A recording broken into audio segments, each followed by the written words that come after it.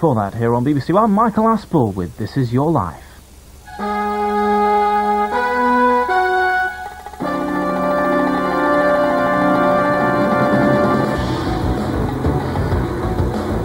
The career of the man I'm after tonight took off 2 decades ago and has gained altitude ever since. Now, this plane is called the Flying Eye, and it brings the latest traffic reports to the listeners of his morning radio show.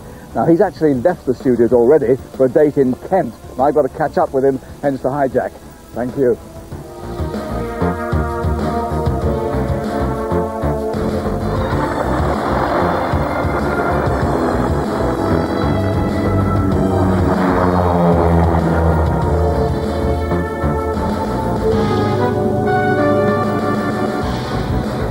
In his frantic radio and TV career, he became known to some as Motor Mouth. He's had people in a tiz, and others have said he is definitely OTT. It's even been hinted that he likes the sound of his own voice, but then so do the millions of people who wake up every morning to his breakfast banter. Okay, Biggin Hill, here we come.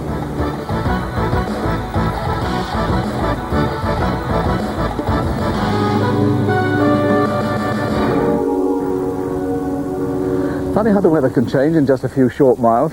Anyway, we have a change of transport now because we're off to surprise him at the Bromley Phoenix Centre for Special Needs Children, where he's presenting them with a new minibus to replace their old ambulance. And inside this building, a gentle group of people representing the Lords and Lady Taverners, who are the charity who are handing over the new bus. Morning, folks. Hello, Michael. Good morning. Judith, what can we say, or what can you say about this man? Well, he's been a good supporter of the Lord's Taverners for many a year. He conducts auctions, he goes to the cricket, and of course he's so crazy that the crowd absolutely love him. And I must say, as president of the Lady Taverners, he supports the ladies very well too, Michael. Yes, I've heard. Well, then, Plays his cricket with the same bravura and panache that he presents all his television and radio shows. oh, well, so looking forward to this. Well, the new vehicle is being taking the place of a very old crock. Let's hope it'll get us down there in one lump. Oh, yes. Let's go.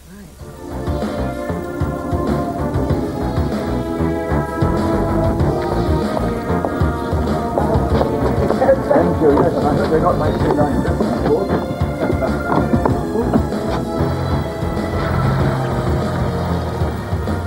Basically, this bus is now yours. I know that this place, of all the places we give them to, this is one of the places that will really use this bus and use it and use it, and the kids will enjoy it. They do a great job, and it gives me enormous pleasure to hand the keys officially over to Daphne from all of us at the Taverners. Thank you very much, Daphne.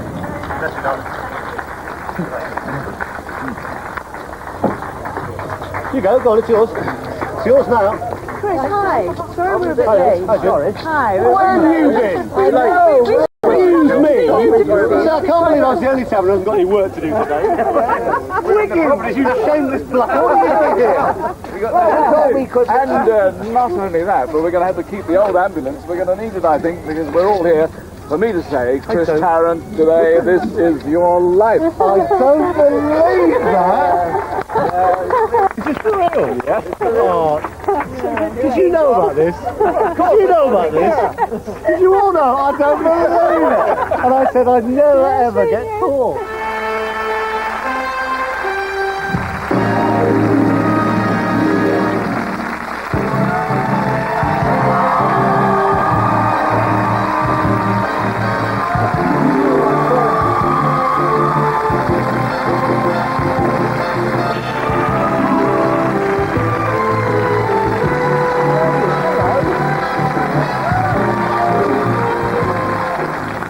Many deceitful people. My friends, formerly. Well, before things get really nasty, enjoy this warm welcome from friends and family, led by your mum and dad, Joan and Basil Tarrant. And let me acknowledge your backing group, Judith Chalmers, Julian Wilson, Bill Wiggins, John Snow, and Nicholas Parsons. And welcome to your Capital Radio colleagues, Flying Eye, Russ Kane, Paul Burnett, Neil Fox, Howard Hughes, Mick Brown, Richard Allinson, and Alan Freeman. Now at one swoop, we more than double the Tarrant fan club with the rest of your family. Your wife, Ingrid, your stepchildren, Dexter and Thea, your daughters from your first marriage, Helen and Jennifer,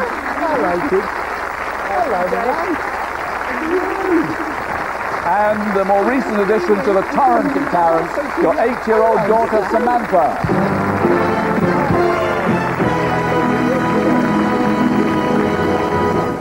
Ingrid, there is one Tarrant missing. I know, Toby, I'm afraid. He erupted in spots last night and he's got chicken pox. Well, he wasn't going to miss this big night. Speaking to you now from his boudoir, the 5-year-old Toby Tarrant. Hi,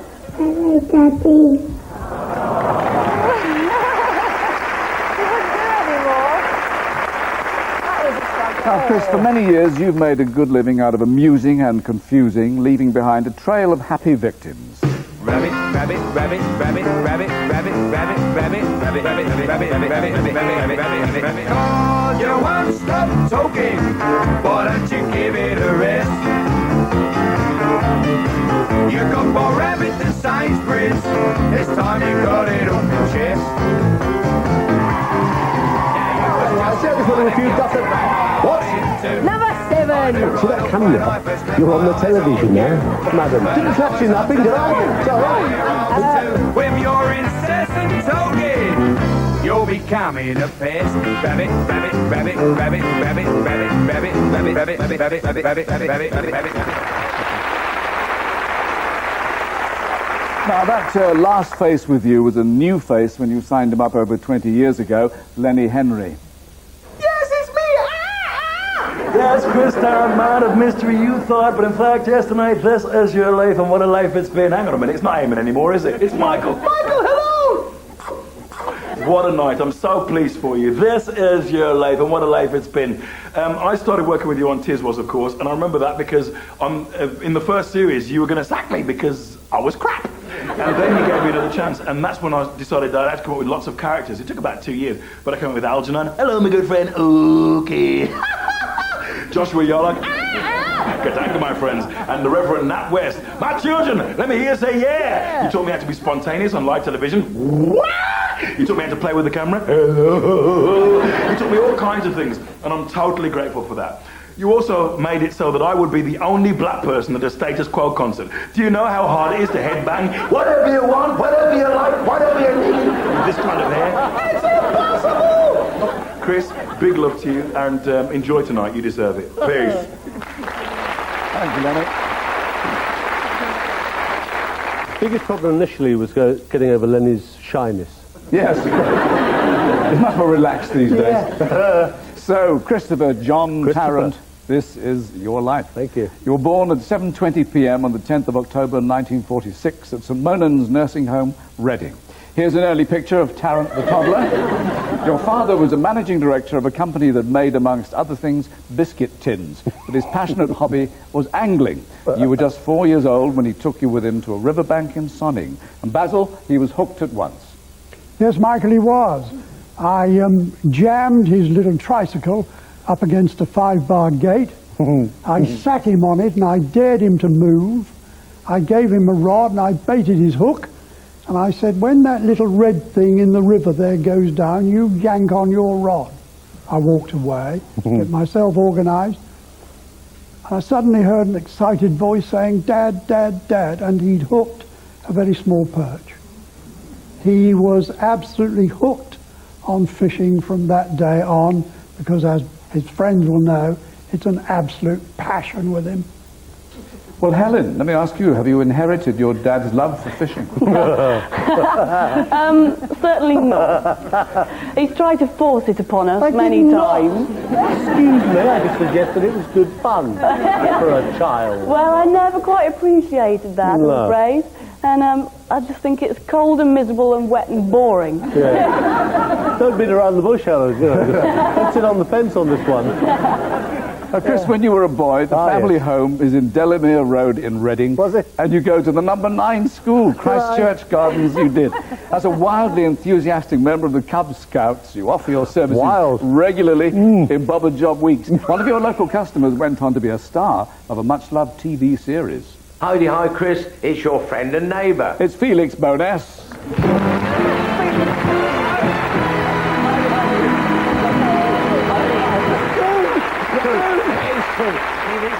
Felix, what was your response to Chris's dib-dibs? Oh, well, I used to ask him to go and put the milk bottles out sometimes. More often than not, I used to give him 2 bob and say, clear off, I'm too busy to talk to you, and I told you not to tell your friends how generous I was. Excellent. Hi, Chris. Hello, Felix. Well, fabulous. At 13, you become a boarder at the King's School in Worcester, where you shine both in the classroom and on the cricket field. You leave with an impressive collection of sports trophies and exam results, 8 O-levels, 3 A-levels, and go on to Birmingham University to study English literature and philosophy. Armed with your degree, you launch yourself into an expectant world. Now, you've said that one of your early jobs was just about the happiest time in your life. What was that? The best one was driving a truck. It was just up there in your cab and go, rah, car drivers, rah. It was good. It was good. How long did you do that for? About a day. No, I did it for about 6 months. It was good fun. Yeah, I can imagine. You try your hand at teaching, but when you get a job at the Samuel Pepys Secondary School in New Cross, South London, you need somewhere to live. You're the only teacher I've ever known who lived in a van parked outside the school. She was a history teacher, here to meet up again for the first time in 28 years, Maeve Richard. Maeve!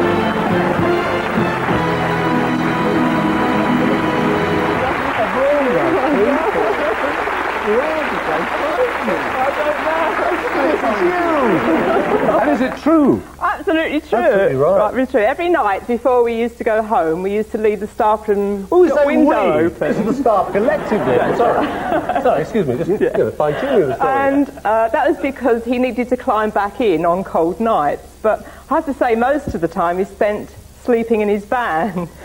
And in the morning, quite late, the boys would tap on the top of your van and say, "Here, Mr. Tarrant, it's time to get up." Morning, sir, actually, they said. Morning, sir, time for lessons was the wording. Quite true, Maeve. Thank you for that. Maeve!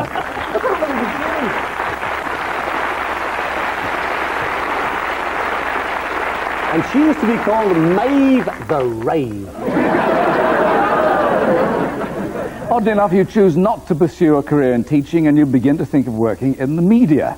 In 1972, after a brief stint at the Central Office of Information, you decide it's time to launch Tarrant into show business. You write to every television company in the country. In Birmingham, your letter lands on the desk of the editor of the local news program ATV Today. Bob Gilman, what did it say?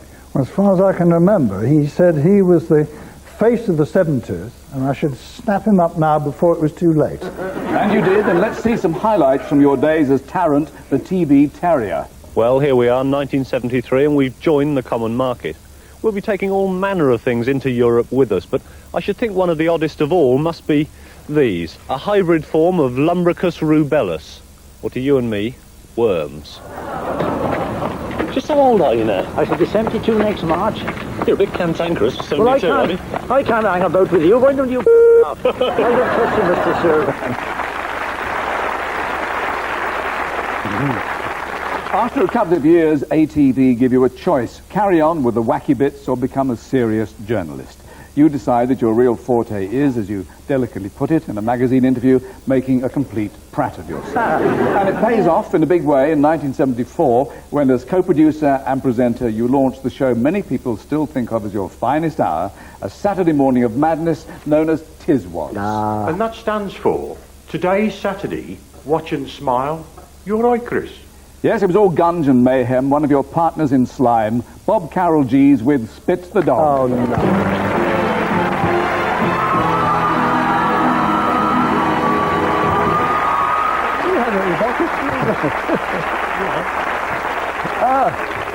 So, this lad, Do you still remember him?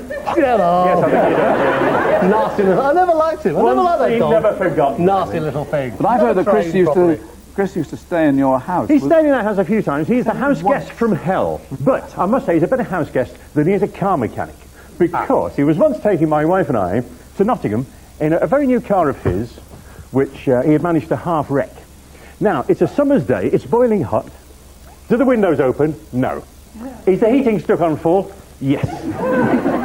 So I had to mention that my wife was just about to pass out, and he said, that's no problem. Change foot on the accelerator, open the door, and held it with his other foot. Go to the motor. Well, as you do. As you do. So it shut again, but then it started filling with flies, blue bottles, do you remember that? Because it spilt all these maggots in the boot. Well, and they are now hatching with the heat, shut windows, and we've got about 3 million maggots in the car. Do you remember? As you do when you're efficient, as you do. But anyway, it was a great experience, and it was great working with you. Bob, thank you. And Mike. Spit, thank you. Thank you.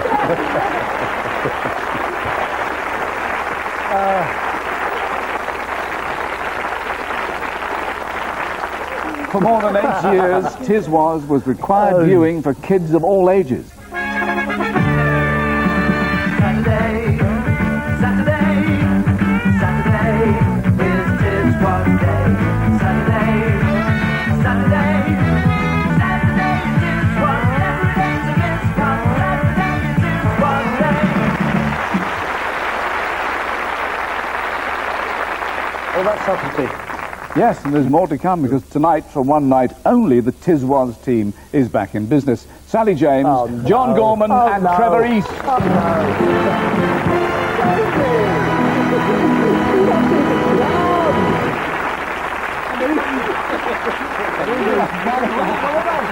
Sally, over to you. It was jolly difficult working with this man. I can remember spending hours in makeup, getting on... you had to. I think it's longer now.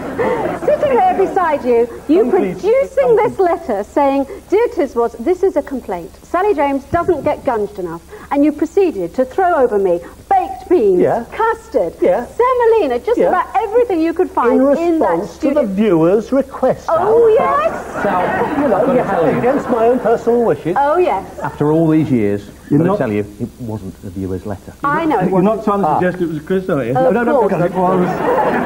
Actually, there is one Tis Wasser missing. And you owe me £50. And he's come to collect in person, Frank Carson.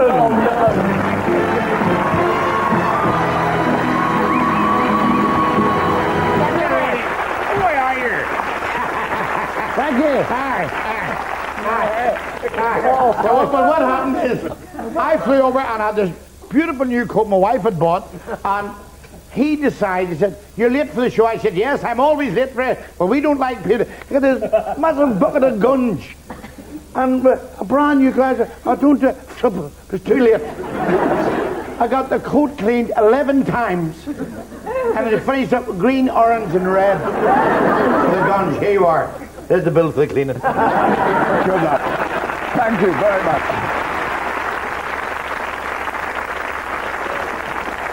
Among the stars who willingly submitted to the humiliation of being a guest on your show is one of your favourite bands, Status Quo, who send you this heartfelt tribute.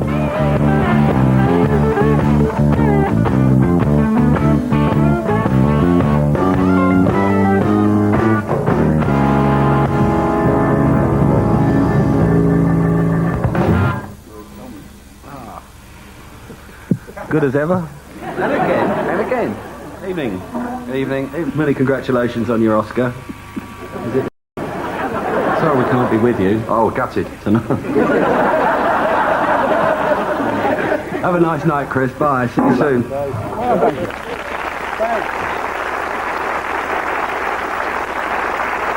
Another of your stooges with a forgiving nature went on to become a close friend of the family. Genesis star Mike Rutherford.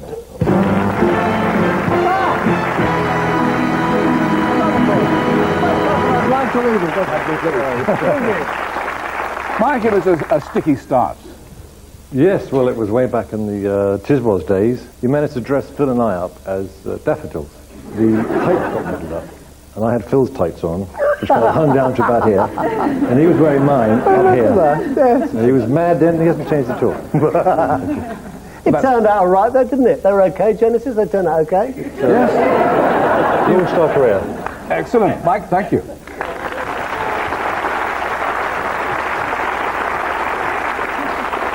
And the Genesis connection continues across the Atlantic. From Florida, Phil Collins.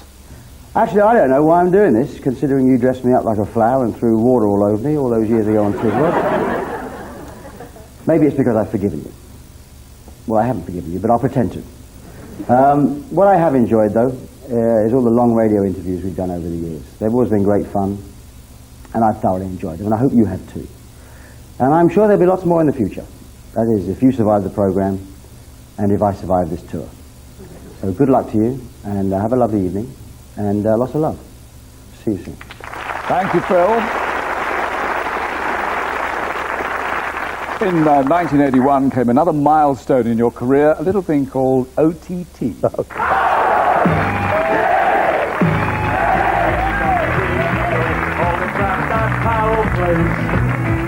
It dropped off. It's no laughing matter either, Doctor. I want my money back, you just a bloody old crook, you know nothing about medicine. You're a cheap quack, you. Calm down, Mr. Lombard. Please stop getting yourself in all of a lather. Listen, put your bottom down on that chair there. I will. OTT was a big success with viewers. It emptied pubs on Saturday nights, but it caused an outcry not just from publicans. Between them, Tiswas and OTT earn you a lasting reputation as the joker in the pack. I've just one word to say to you, Mr. Tarrant. Knickers. Watch out, be those about. No, no.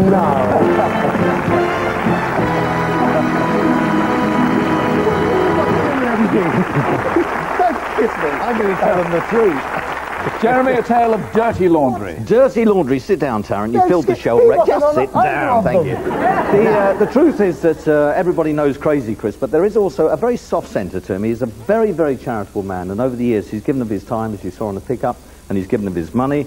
And I, at various charity gigs, do this very strange game of bingo that involves the men having the choice whether or not to drop their knickers if they stay in the game. And I have to tell you, in front of 1,300 people, ladies and gentlemen, Mr. Christopher Tarrant dropped his trousers. And this is what he was wearing.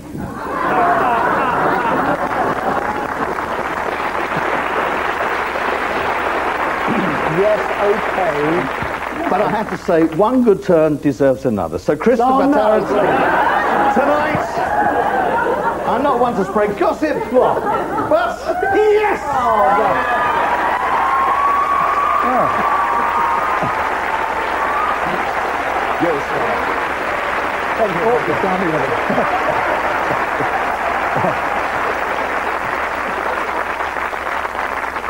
By 1982, by now established as one of television's most inventive performers, you get a call from Greg Dyke, the man appointed to rescue the ailing breakfast station TV AM. Now, Greg, you saw Chris as a winner. Well, he was a winner. I mean, TVM was a disaster. I mean, in 6 weeks, the show was turned from being a ratings flop to being a big success, thanks to two people, really. One was Chris, and the other one was Roland Matt. Well, it was while you were working at TV AM that you met Ingrid, who was working there as a journalist. There you are, on your wedding day. Oh, God. In 1984, Joe Sandilands, boss of London's commercial radio station Capital, offers you a short-term contract. 13 years later, you're still going strong. Your award-winning breakfast show kicks 3 million listeners into life every morning.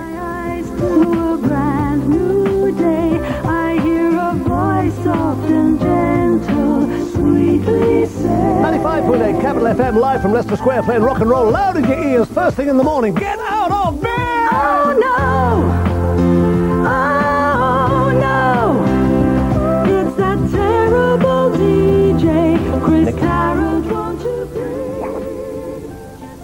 You just won £706.71p. On air at Capital right now is another of your good pals, David Jensen. We interrupt his show for this message. Well, old buddy, I'm sorry I can't be with you on this very special evening, but, you know, someone's got to stay behind and clean up the mess you left behind on the breakfast show today. We finally got rid of all that cigar smoke. I know you've led a very long life, so loads of people still to come and talk about you, your past and present as well. Have a terrific evening and have a great party. See you back here soon. Thank you, David. Alan, what do you think of this upstart? Good God, he's still alive.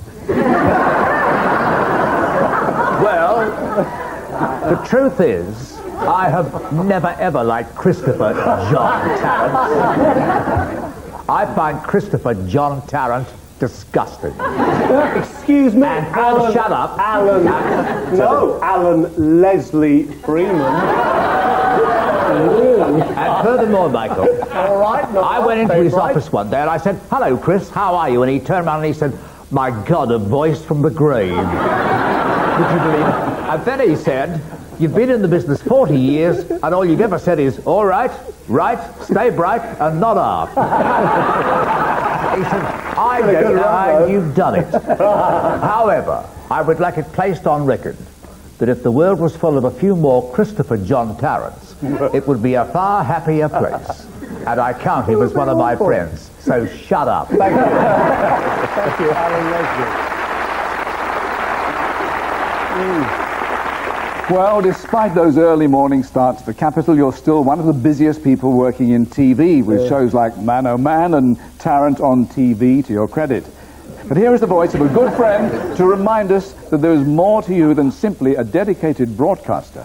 Chris, are you still ogling my trouble and strife? Well, he's here with the lady in question, Robert Powell, and his wife, Babs. Sadly not.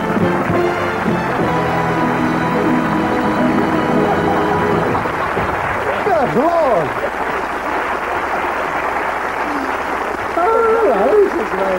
Thank you. Everything's so ruthless. I can't live with you there. Babs, is there something we should know?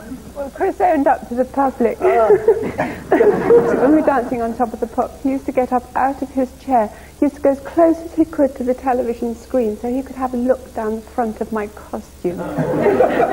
Robert? He did own up that he was 25 at the time. So, Robert, after all that, was it pistols at dawn? No, not at all. No, I remember the first time I met Chris. It was at a Taverners cricket game, and he arrived in this incredibly lurid jacket and some off-white trousers. Well, off-white being, I think, the polite way of saying grubby. Grubby. But he, to my memory, he arrived carrying a pint of beer. I mean, he actually arrived with it in his hand. And I thought, this is a man I could grow to like. Enormous. So we've been friends ever since. Congratulations, my old mucker. Thank you very much. Thank you very much. Barbara. Nice to see you again. In our detective work for this show, we uncovered a lasting relationship that began 20 years ago. Tarrant, you are still the only DJ in the world that has never, ever played Funky Moped. Jasper Carrot.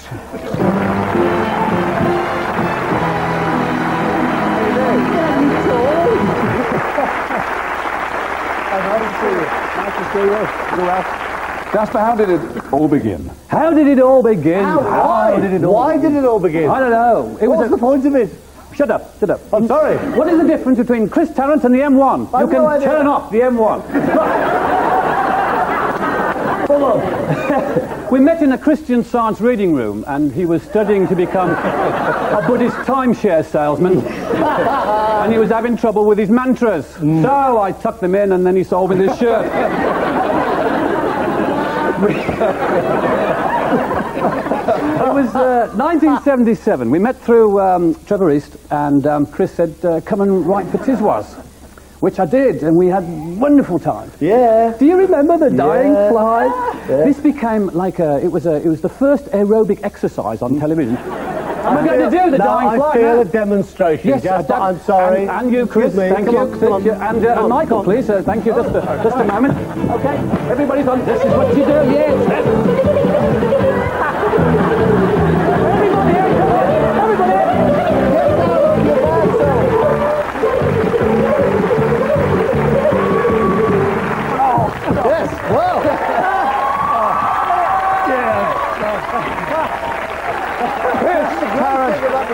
This is your life.